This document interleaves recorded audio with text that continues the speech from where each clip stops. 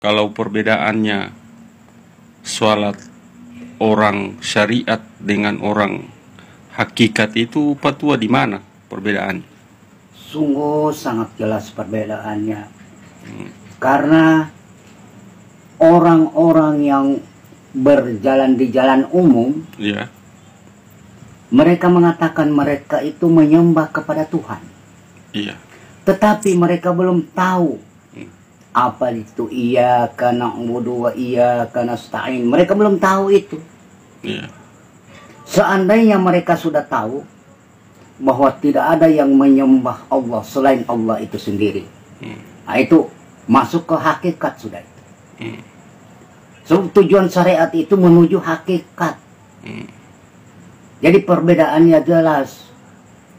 Yang hakikat itu tidak ada yang menyembah Allah selain Allah itu sendiri. Maksudnya, yang rendah itu menyembah kepada yang tinggi. Karena tenaga kecilnya itu bukan tenaga siapa-siapa. Tenaga Tuhan juga. Jadi Tuhan yang berkata-kata, ia juga yang mendengarkan apa yang dia katakan. Jelas? Oke, siap. Tunggal tidak? Tunggal. Amin. Ada satu ayat yang ada di dalam Al-Quran surat Al-A'raf ayat 179 yang berbunyi A'udzubillahi minasyaitonirrajim Bismillahirrahmanirrahim. Walaqad zara'na li jahannama katsiran minal jinni wal ins. Artinya, dan sungguh akan kami isi neraka jahanam banyak dari kalangan jin dan manusia. Bagaimana Patua memahami itu tadi? Bagus. Kenapa kita harus masuk ke neraka ya? Semua orang benci kepada neraka, tapi kalau aku Tuhan itu lebih tahu. Kenapa kita harus dimasukkan ke dalam neraka? Di situ ada pelajaran yang berharga. Di mana kita belum paham ayat-ayatnya, ya. Dimasukkannya kita ke dalam neraka, pahamlah kita akan ayat-ayatnya itu. Terutama dia bilang bahwa manusia itu punya hati, ya. Lalu hati tidak digunakannya untuk memahami ayat-ayatnya. Dengan masuknya kita ke dalam neraka, pahamlah kita akan pelajaran yang belum pernah kita pelajari.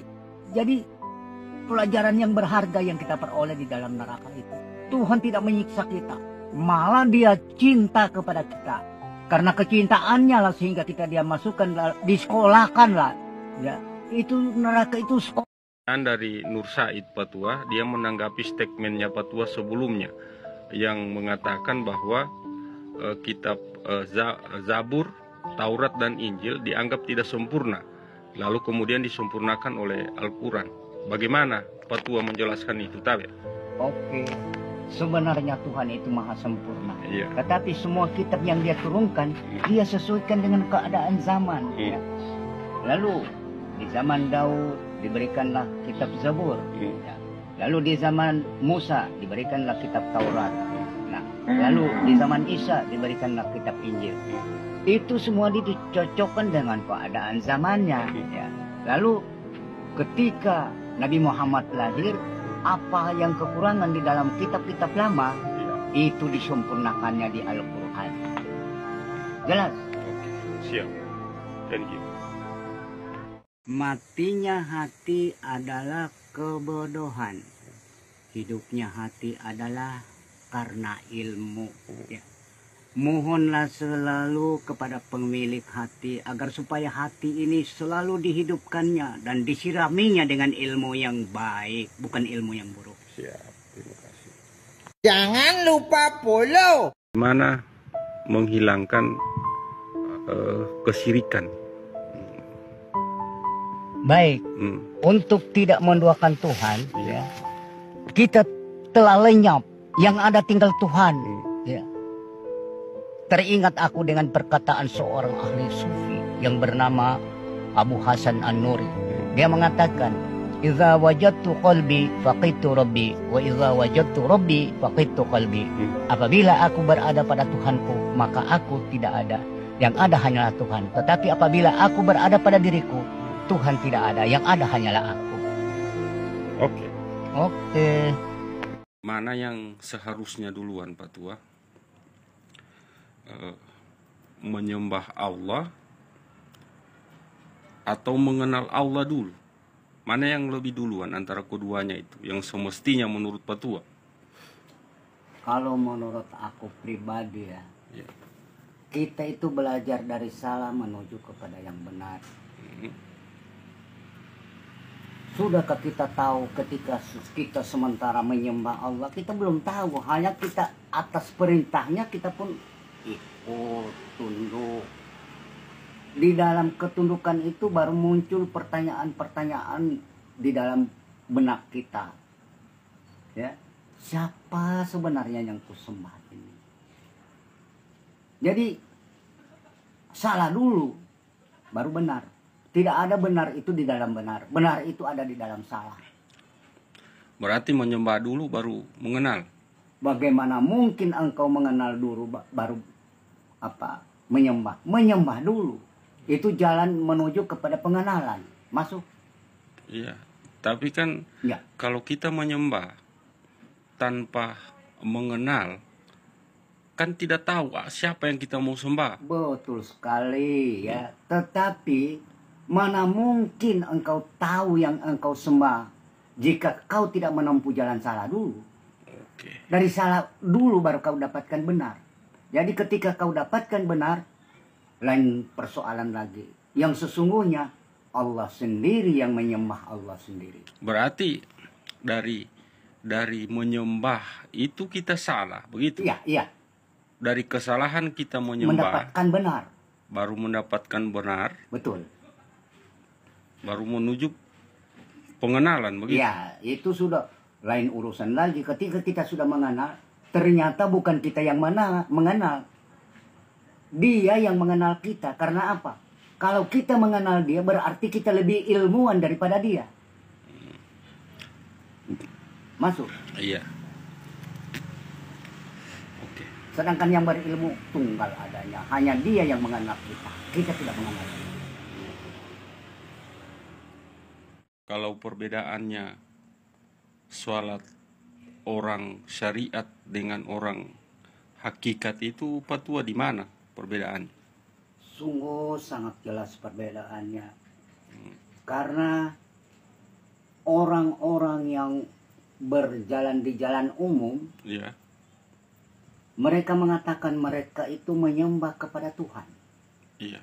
Tetapi mereka belum tahu apa itu iyyaka na'budu wa iyyaka nasta'in. Mereka belum tahu itu. Iya. Seandainya mereka sudah tahu bahwa tidak ada yang menyembah Allah selain Allah itu sendiri. Nah, itu masuk ke hakikat sudah itu. So, tujuan syariat itu menuju hakikat. Jadi perbedaannya jelas. Yang hakikat itu tidak ada yang menyembah Allah selain Allah itu sendiri. Maksudnya, yang rendah itu menyembah kepada yang tinggi. Karena tenaga kecilnya itu bukan tenaga siapa-siapa. Tenaga Tuhan juga. Jadi Tuhan yang berkata-kata, ia juga yang mendengarkan apa yang dia katakan. Jelas? Oke, siap. Tunggal tidak? Tunggal. Amin. Muhammad ya. Mim, ha, bahu tangan, mim, pusat pinggang, dal, kaki. Muhammad, batang tubuh dari Tuhan.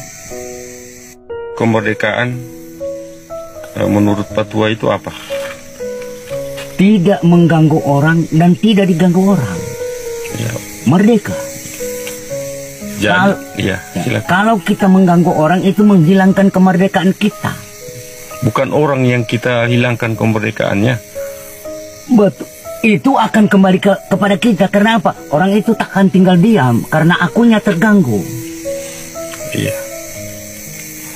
Contoh, masuknya Belanda di Indonesia ini, apa Indonesia tinggal diam? Hilang kemerdekaannya.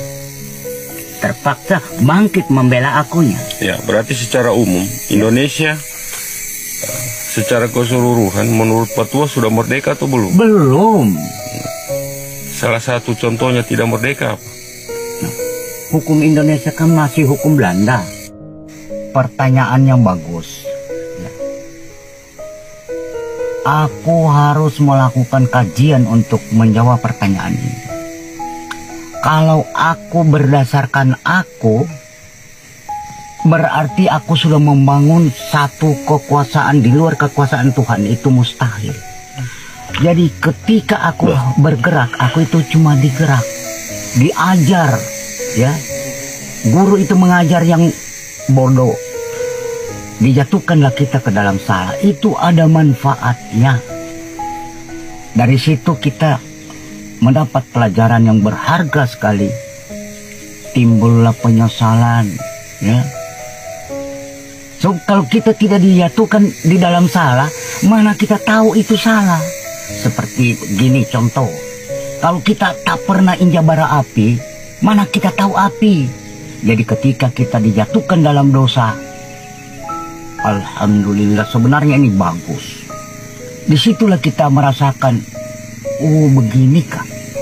Pak Tua, ada yang bertanya lagi juga. Ilmu yang Pak Tua dapatkan ini, itu yang didapat berdasarkan kajian sendiri atau ada mursyidnya atau gurunya? Lewat guru. Ya. Ada satu ayat yang ada di dalam Al-Quran surat Al-A'raf ayat 179 yang berbunyi, A'udzubillahi minasyaitonirrajim, Bismillahirrahmanirrahim. Walaqad zara'na li jahannama katsiran minal jinni wal ins. Artinya, dan sungguh akan kami isi neraka jahanam banyak dari kalangan jin dan manusia. Bagaimana Pak Tua memahami itu tadi? Bagus, bagus. Kenapa kita harus masuk ke neraka, ya? Semua orang benci kepada neraka, tapi kalau aku, Tuhan itu lebih tahu. Kenapa kita harus dimasukkan ke dalam neraka? Di situ ada pelajaran yang berharga. Di mana kita belum paham ayat-ayatnya, ya. Dimasukkannya kita ke dalam neraka, pahamlah kita akan ayat-ayatnya itu. Terutama dia bilang bahwa manusia itu punya hati, ya. Lalu hati tidak digunakannya untuk memahami ayat-ayatnya. Dengan masuknya kita ke dalam neraka, pahamlah kita akan pelajaran yang belum pernah kita pelajari. Jadi pelajaran yang berharga yang kita peroleh di dalam neraka itu. Tuhan tidak menyiksa kita, malah dia cinta kepada kita. Karena kecintaannya lah sehingga dia masukkan, disekolahkan lah, ya. Itu neraka itu sekolah. Dari Nur Said Pak Tua, dia menanggapi statementnya Pak Tua sebelumnya yang mengatakan bahwa kitab Zabur, Taurat dan Injil dianggap tidak sempurna, lalu kemudian disempurnakan oleh Al-Quran. Bagaimana Pak Tua menjelaskan itu, Tabe? Oke, sebenarnya Tuhan itu maha sempurna. Iya. Tetapi semua kitab yang dia turunkan, dia sesuaikan dengan keadaan zaman. Ya. Lalu di zaman Daud diberikanlah kitab Zabur. Ya. Lalu di zaman Musa diberikanlah kitab Taurat. Nah, lalu di zaman Isa diberikanlah kitab Injil. Itu semua dicocokkan dengan keadaan zamannya. Ya. Lalu ketika Nabi Muhammad lahir, apa yang kekurangan di dalam kitab-kitab lama, itu disempurnakannya di Al-Quran. Jelas? Siap. Thank you. Bagaimana menghilangkan kesyirikan? Baik, untuk tidak menduakan Tuhan, ya, kita telah lenyap, yang ada tinggal Tuhan. Ya. Teringat aku dengan perkataan seorang ahli sufi yang bernama Abu Hasan An-Nuri. Dia mengatakan, "Idza wajadtu qalbi faqidtu rabbi, wa idza wajadtu rabbi faqidtu qalbi." Apabila aku berada pada Tuhanku, maka aku tidak ada. Yang ada hanyalah Tuhan. Tetapi apabila aku berada pada diriku, Tuhan tidak ada. Yang ada hanyalah aku.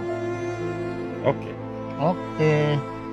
Matinya hati adalah kebodohan. Hidupnya hati adalah karena ilmu. Ya.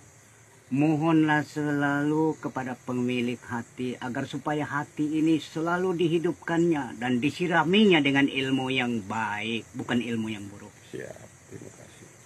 Jangan lupa follow.